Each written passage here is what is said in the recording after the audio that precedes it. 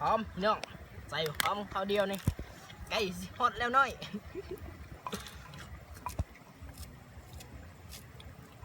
โอ้คือสิคัก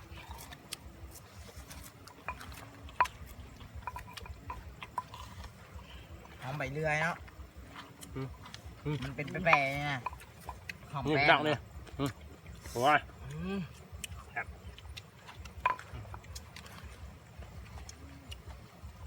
ของกินของแกมนี่กันมีซ้ำนี่ละ ของกินอีสานเนี่ยถักแล้วบ้านี่ถักเลยนี่พี่น้องถักล่องนี่น่ากินเนาะ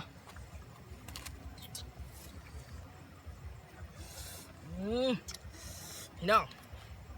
โอ้โหเนาะเด็กเฮ็ดชื่อนั่นเด้เบิ่งนี่พี่น้อง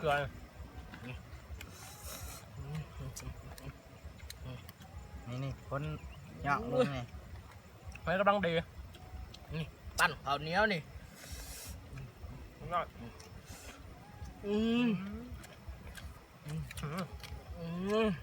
ผักรสชาติ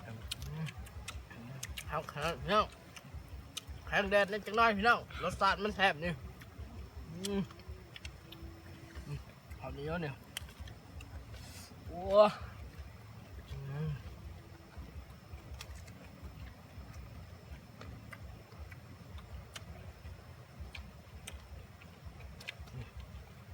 พริกนี่เนาะ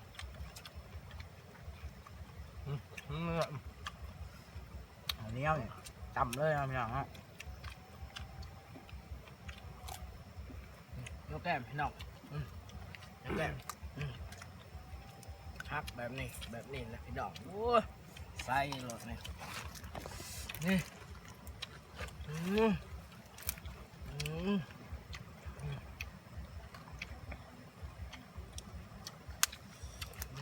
หักขนาดนี้ปีหนึ่งจะได้กินพี่น้องเนี่ยปีอะไรไม่ได้กินเลยไว้แล้วใส่ไปครึ่งนึงแล้วพี่น้องไว้แล้ว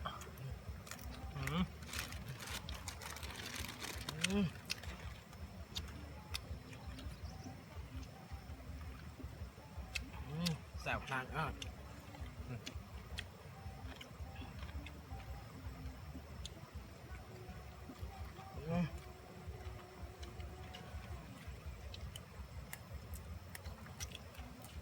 วแก้มนะ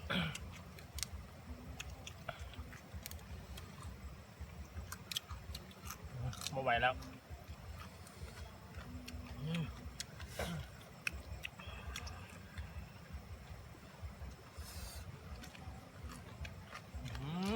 แต่ตะหอน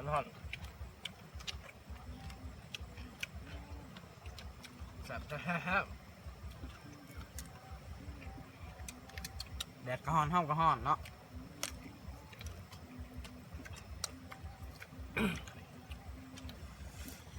เผ็ดขนาดพี่น้อง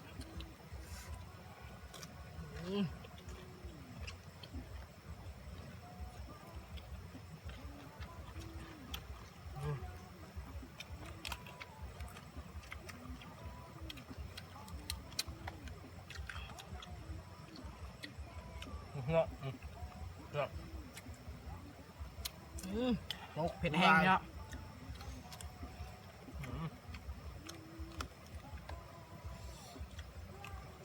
อยากมาท่านหลายแห้พี่น้องแดดก็ไม่ย่านแล้ว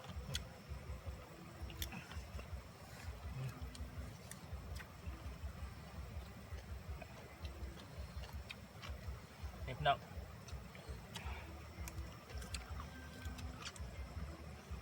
กินเลยไม่ต้องอย่างมากมายแซ่บเลยพี่น้องให้ปลาแดกพี่น้องโอ้แซ่บอ่ะปลาแดกพี่น้องนี่สดๆเลยนี่แดงครึ่งพี่น้องนี่หักเลยพี่น้องเอาเดี๋ยว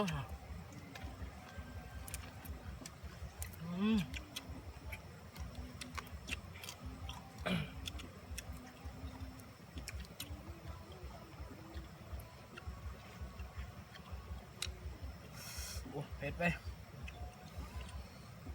กำลังดีกำลังดี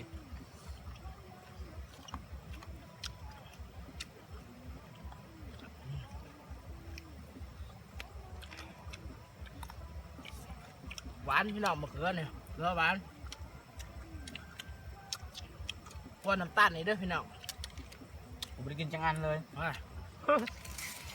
เนี่ยแสบเนาะสาบบนขั้นกันนะ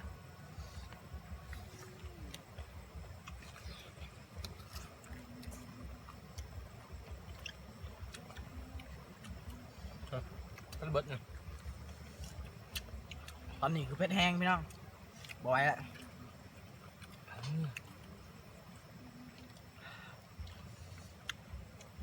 กินแบบใส่มือ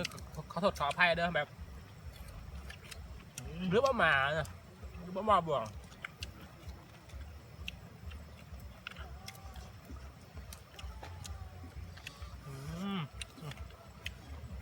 นุ่ม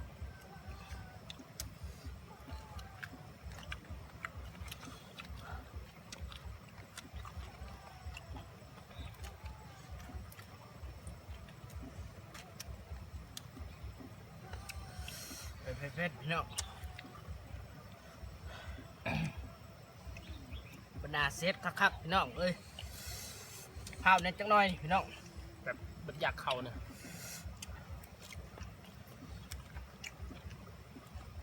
บรรดาฟ้าพี่น้องบินอยู่แคมป์เซตพี่น้อง มือนาน แคมป์ นาย ป่วย มือละ น้ำไหลโอ้ยไหลพี่น้องดี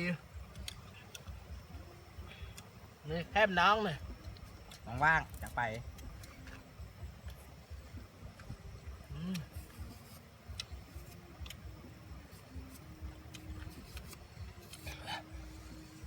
เป็นไรเป็นไร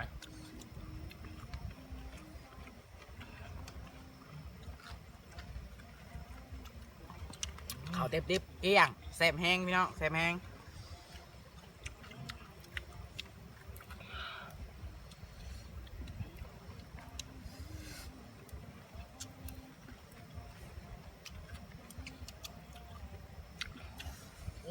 ครับพี่น้องครับญาติกันบัดนี้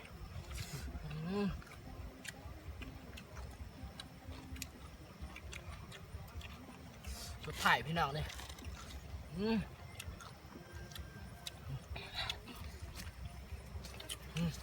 จบคลิปพี่น้อง จบคลิปเดี๋ยวนะพี่น้องจบคลิปไปซ้ำนี่ขอโทษขออภัยใส่มือแล้วพี่น้อง โอ้น้ำเฮ็ดเนี่ย บังดีกับบังดีเนี่ยบ่เบิดเนี่ย กินน้ำพี่น้อง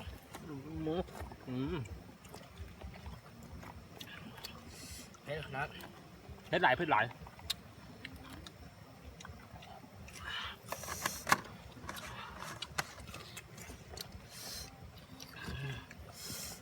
มากินอินน่ะมากินตำแล้วกิน ค